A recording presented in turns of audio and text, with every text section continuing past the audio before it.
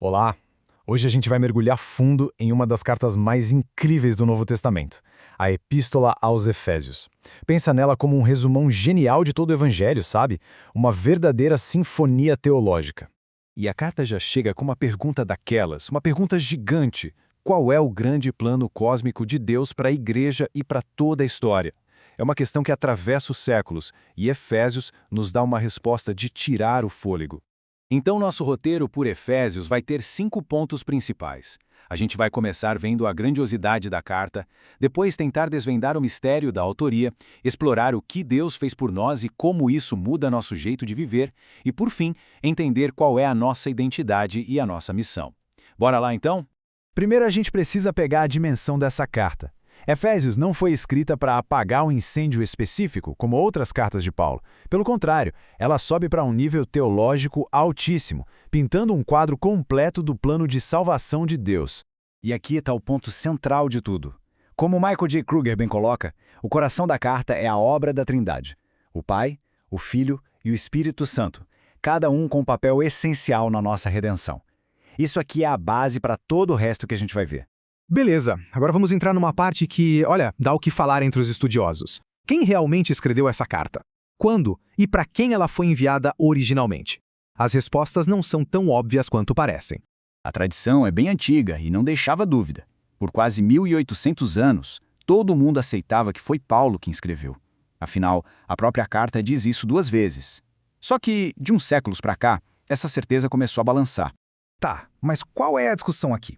Como Day Carson explica, de um lado, os críticos apontam diferenças no estilo e nas palavras usadas, se a gente comparar com outras cartas de Paulo. Eles chegam a sugerir que talvez um seguidor de Paulo tenha escrito depois. Do outro lado, quem defende a autoria paulina responde: ué, um autor não pode adaptar seu estilo? E esses temas não são contradições, mas um amadurecimento do pensamento de Paulo. E claro, o argumento mais forte, a carta mesma diz que é de Paulo. E aqui que a história nos dá uma dica de ouro. Kruger lembra a gente que as pessoas daquela época, as que poderiam realmente saber quem escreveu, eram unânimes. A igreja primitiva não aceitava qualquer escrito, eles eram bem rigorosos. Então, o fato de Efésios ter sido aceita por todo mundo é um argumento muito forte a favor de Paulo. Ok, mas mesmo que a gente aceite que foi Paulo quem escreveu, aparece outro mistério. Para quem era a carta? Será que era só para a igreja de Éfeso mesmo? As evidências contam uma história um pouco mais complicada. Vamos juntar as pistas aqui. Primeiro, a expressão em Éfeso não aparece em alguns dos manuscritos mais antigos e confiáveis que a gente tem. Segundo, o tom da carta é bem pessoal, o que é estranho, já que Paulo passou 3 anos naquela igreja. Cadê os abraços para fulano, sabe?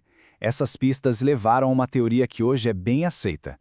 A solução mais provável é que Efésios era uma carta circular. Pensa tipo uma carta geral, feita para rodar em várias igrejas daquela região da Ásia Menor. Talvez tivesse até um espaço em branco para preencher com o nome da cidade. A cópia que ficou mais famosa e sobreviveu foi a que estava ligada a Éfeso, que era o grande centro cristão da área. E a data? Bom, aí depende diretamente de quem a gente acha que escreveu.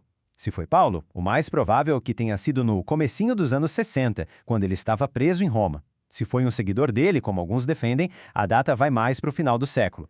O que a gente sabe com certeza é que ela já estava circulando antes do ano 96. Agora sim, a gente vai para o coração da mensagem de Efésios. A carta é dividida em 2 partes bem claras, e a primeira metade foca totalmente no que Deus já fez por nós. São os grandes indicativos do Evangelho. Essa estrutura é perfeita. Os capítulos de 1 a 3 são o alicerce, a base teológica. Eles declaram os fatos da salvação, os indicativos. Aí os capítulos de 4 a 6 constroem em cima dessa base, mostrando a aplicação prática. São os imperativos, os comandos sobre como nossa vida deve ser transformada. Resumindo, primeiro a gente entende quem somos para depois aprender como viver. Nossa atitude é uma consequência da nossa identidade. O capítulo 1 já começa com tudo. É uma explosão de louvor que descreve o papel de cada pessoa da Trindade. O Pai planejou tudo, nos escolhendo. O Filho executou o plano, nos resgatando na cruz. E o Espírito Santo aplica essa salvação na nossa vida, nos selando e garantindo o nosso futuro. É um retrato completo da graça de Deus.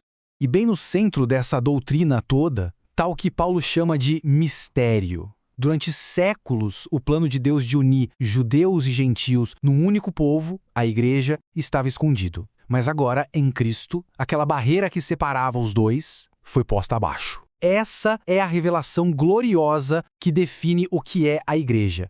Beleza, agora vamos para a segunda metade da carta e ver como essa teologia toda se transforma em vida prática. Se os primeiros capítulos dizem quem nós somos, os últimos nos ensinam como devemos viver. E a virada de chave está bem aqui, nesse comando central. Andar de modo digno é a ideia principal de toda a segunda parte da carta. Nossa vida diária precisa refletir a realidade incrível da nossa salvação. A ideia não é conquistar a salvação com isso, mas sim viver de um jeito que combine com o presente que a gente recebeu. Tá, mas como é esse andar digno na prática? Paulo detalha isso em todas as áreas da vida. Envolve unidade na igreja, uma mudança pessoal radical, sabe, largar os velhos hábitos de pecado e ter integridade em todos os nossos relacionamentos. A fé cristã não é algo só para dentro da igreja, sabe? Ela mexe com tudo. E para fechar, a carta nos deixa uma das imagens mais poderosas de toda a Bíblia. A vida cristã é uma batalha espiritual, mas a gente não é enviado de mãos abanando. Cada peça da armadura de Deus é um aspecto do evangelho que a gente recebe. É um jeito de lembrar que a nossa força não vem da gente, mas de tudo que Deus já nos deu em Cristo. Para fechar, vamos amarrar tudo isso e pensar. Por que Efésios, essa carta tão antiga, ainda é tão importante hoje em dia? O grande lance de Efésios é o seguinte: a carta funciona como um manual de formação de identidade. O mundo de hoje nos oferece um monte de identidades frágeis, baseadas no que a gente faz, no que a gente tem, no que a gente sente. Efésios nos ancora naquilo que somos em Cristo. Essa é a nossa identidade principal, inabalável. E essa é a grande virada de chave. Entender quem a gente é em Cristo não é o fim da linha, é o ponto de partida. É o combustível que move uma vida transformada. A doutrina, ou seja, o que Deus fez, é o motor da nossa prática, do que a gente faz. A graça nos salva e também nos dá força para viver para a glória de Deus.